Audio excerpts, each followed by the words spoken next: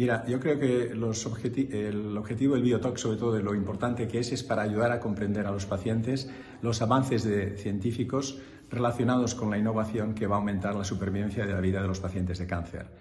Es evidente que Vall d'Hebron consta y tiene un equipo de oncólogos especializados en investigación, aparte del tratamiento clínico, y estas reuniones nos permiten aprender a los pacientes, primero, la perspectiva del paciente, que está en el foco de la estrategia del hospital, y segundo, cuáles son los avances científicos de la innovación de los ensayos clínicos que van a redundar en nuevos tratamientos que nos van a permitir aumentar la supervivencia como pacientes. Por eso es importante asistir a este tipo de sesiones, a los Biotox, en función del cáncer que tenemos, porque nos da una perspectiva de que, primero, no estamos solos en esta enfermedad y que hay centros tan importantes como el Hospital Vall d'Hebron y su Instituto de Oncología que están investigando y realizando trabajos clínicos para ayudar a la mejora de la supervivencia de los pacientes.